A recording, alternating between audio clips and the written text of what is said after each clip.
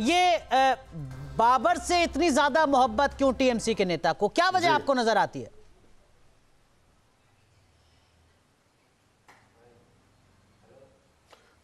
देखिए, जो पश्चिम बंगाल की मुख्यमंत्री हैं आदरणीय सुश्री मुमताज बानो जी, जो उनका तुष्टीकरण है वो पूरे विश्व को जानते हैं। अजय सर आप बहुत सीनियर पैनलिस्ट हैं, पश्चिम बंगाल को व्यक्तिगत हमला नहीं करते हैं। आप अपनी बात कंप्लीट कीजिएगा। ममता बनर्जी को ममता बनर्जी रखते हैं, ठीक है, आप अपनी बात कंप्लीट कीजिए। जी जी जी जी जी जी जी जी जी जी जी देखिए, जिस तरीके से पश्चिम बंगाल के अंदर दुर्गा विसर्जन की बात हो, रामनवमी की यात्रा हो, हर यात्रा को निकालने के लिए हाई कोर्ट की परमिशन लेनी पड़ती है और उस यात्राओं पर भी कहीं ना कहीं तौर पर हमला होता है। सेंटर की टीम अगर जांच करने जाती है तो उनकी अपनी सुरक्षा खतरे में पड़ जाती है।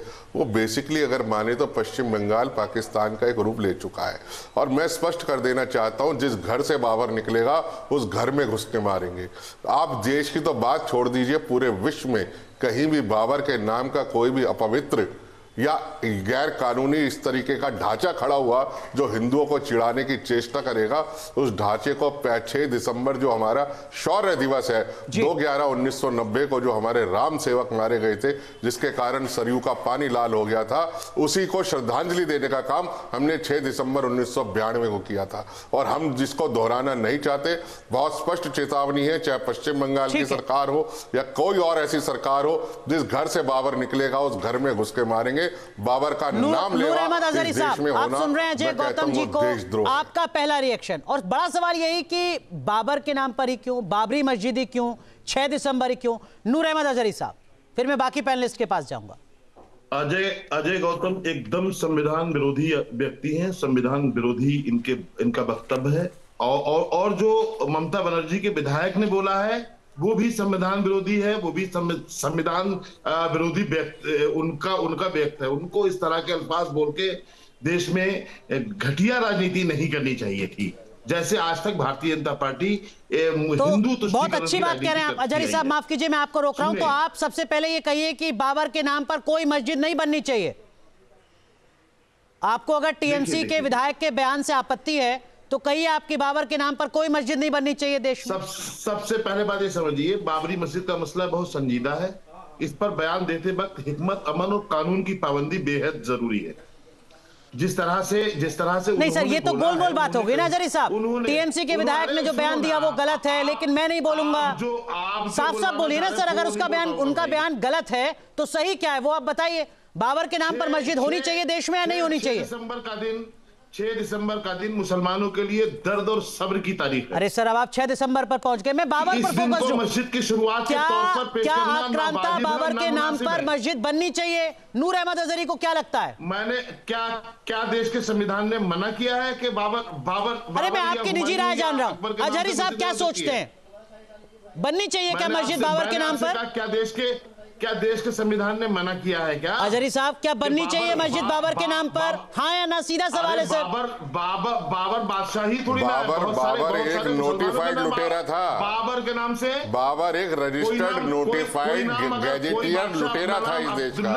एक लुटेरे के नाम पे इस देश में कोई भी चीज अगर तामील होगी, एक मिनट गौतम साहब, एक मिनट गौतम साहब, अजहरी साहब, केवल अजहरी साहब, मैं आपसे आखिरी बार पूछ रहा हूं, फिर मैं बाकी पैनलिस्ट के पास जाऊंगा। नूर अहमद अजहरी इस्लामिक स्कॉलर की क्या सोच है? क्या बाबर के नाम पर देश में मस्जिद बननी चाहिए? अजहरी साहब, हाँ या ना? मैंने आपसे कहा है, बहुत जिम्मेदारी के साथ कहा है, और फिर एक बार दोहरा रहा हूं कि 6 दिसंबर का दिन मुसलमानों के लिए। अरे आप अभी भी मेरे सवाल का जवाब नहीं दे रहे। क्या डर है सर, बाबर से इतनी मोहब्बत क्यों? हरिशंकर जैन साहब, ये नूर अहमद अजहरी साहब को भी बाबर से इतनी मोहब्बत क्यों है? वो जो आक्रांता था, जो भारत का नागरिक नहीं था, जो लुटेरा था। हरिशंकर जैन साहब, ये डर है, मोहब्बत है कि बाबर के नाम पर कुछ भी बोलने से पहले चुप हो जाएंगे? हरिशंकर जैन साहब, केवल जैन साहब प्लीज। क्या बात करते हो? इस देश में माहौल बदल चुका है, हिंदू जाग चुका है। अगर ये समझते हैं कि बाबर की संस्कृति को फिर से ला सकते हैं तो इसका परिणाम भुगतने के लिए तैयार रहें। कोई भी हिंदू अभी भी बिल्कुल तैयार नहीं होगा कि बाबर के नाम पर हिंदुस्तान में कहीं मस्जिद बने, और कहीं बनाने की चर्चा की गई तो जो कुछ होगा असर उसके लिए जिम्मेदार होंगे। क्या हो सकता है सर, बताइए, है इनको संविधान पे भरोसा? जैन साहब देखिए, क्या हो ऐसा है, सकता है? देखिए एक वरिष्ठ वकील बोल रहे देखिए संविधान पर भरोसा हमको भी है, आपको भी है। इनका भरोसा संविधान पे नहीं है, बताएं हमें आप। मैं सुनिए पहले, ये धमकी दे रहे हैं मुसलमानों को। मैं जवाब दे रहा हूँ। एक नेशनल चैनल पर बैठ करके अपने आप को ठीक है, वरिष्ठ ठीक है। वकील कहने हजारी वाला साहब, हरिशंकर आपसे सीधा जाट सवाल पूछा सर, मुसलमानों आपसे को जवाब धमकी दिया दे नहीं रहा है। गया। आप अब बता रहे हैं कि जैन साहब को क्या जवाब देना। एक मिनट, मैं पूछ रहा हूं सवाल, मैं वही सवाल पूछ रहा हूं। हरिशंकर जैन साहब, ये जो आप कह रहे हैं सर, इसका मतलब क्या है कि जो भी कुछ होगा वो देश के मुसलमान उसके लिए जिम्मेदार होंगे? इसका मतलब क्या हो सकता है देश में अगर बाबर के नाम पर मस्जिद बनेगी तो? जैन साहब, जन सामान्य के आक्रोश को कभी कम नहीं किया जाना चाहिए। और जब जनता के साथ जाति होती है और जातियों का घड़ा भर जाता है तो वहीं पर असल में बिहार में सरकार बन गई है।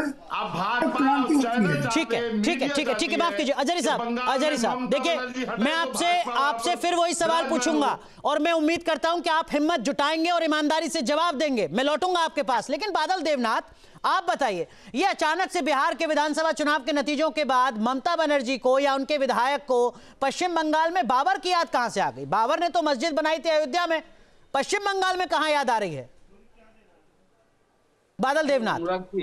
अनुराग जी, सबसे बड़ा बात है जो डिबेट आप जिसके ऊपर कर रहे हैं, वो एक विधायक है, लेकिन वो विधायक अभी टीएमसी में है कि नहीं मुझे पता नहीं।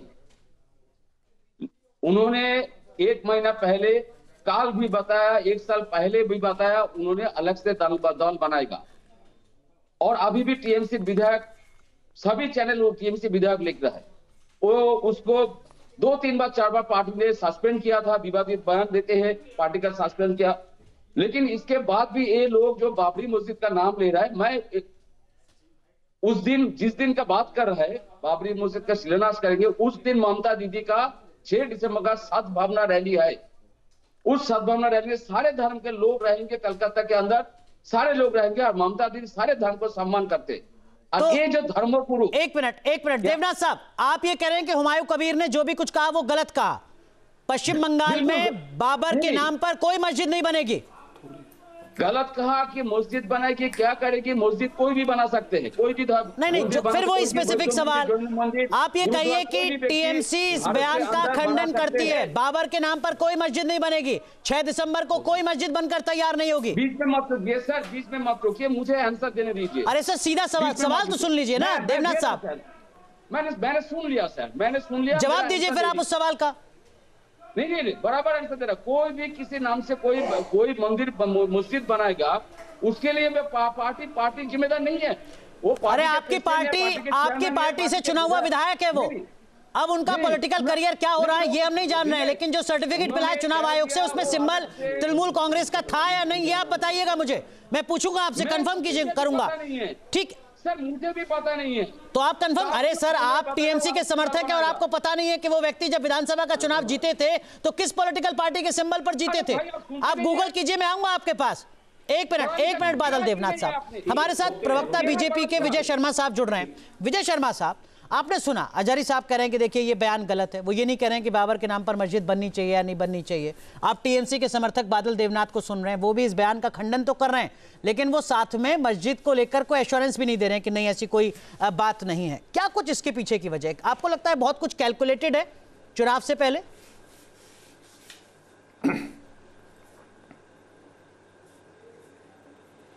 देखिए, चुनाव से पहले भी और चुनाव के बाद भी टीएमसी पूरी तरह से मुस्लिम तुष्टीकरण की चाशनी में डूबी हुई है, और इसका एक उदाहरण नहीं 10 हैं और सर्टिफाइड है। आप कहीं से ले लीजिए। अब आपको मैं दिखाता हूँ एक किस तरह से कि हिंदू त्योहारों को मनाने के लिए हाई कोर्ट में जाना पड़ता है। ये देखिए जी, हाई कोर्ट की लतार लगाने के बाद में हिंदू अपने त्योहार मना पाते हैं। ये राज्य की ममता सरकार का हाल है कि कि किस तरह से हिंदुओं को प्रताड़ित किया जाता है। इलेक्शन होते हैं, किस तरह से उनको घर बार छोड़कर भागना पड़ता है वहां से। आप देखिए 2216 किलोमीटर हमारी बांग्लादेश से सीमा लगती है। अगर 450 किलोमीटर जो खुली सीमा है उसके ऊपर ममता दीदी बाढ़ नहीं लगाने देती है। आपने देखा होगा हजारों की तादाद में लोग वापस भग रहे हैं SIR के डर से। ममता दीदी ने उनको 24 परगना में मुहैया करा दिए आधार कार्ड के आइए, तो ये हमारे नागरिकों के ऊपर डकैती डालने का काम है। तो इस तरह की ये पहला वाक्य थोड़ी है। अब आप देखिए बाबर से यहाँ किस तरह से टीएमसी अपने आप को जोड़ रही है। बादल देवनाथ साहब को जरा लाते हैं एक बार स्क्रीन पर। सुभाष चंद्र बोस से जोड़ो तो समझ में आता है। जहाँ भक्ति है हर शब्द में, कथाओं में छुपे हैं दिव्य रहस्य और ज्योतिष देता है जीवन को दिशा। धर्म से जुड़ी हर बातों को जानने के लिए हमारे चैनल स्तुति को सब्सक्राइब करें। चैनल पर जाने के लिए इस लिंक पर क्लिक करें।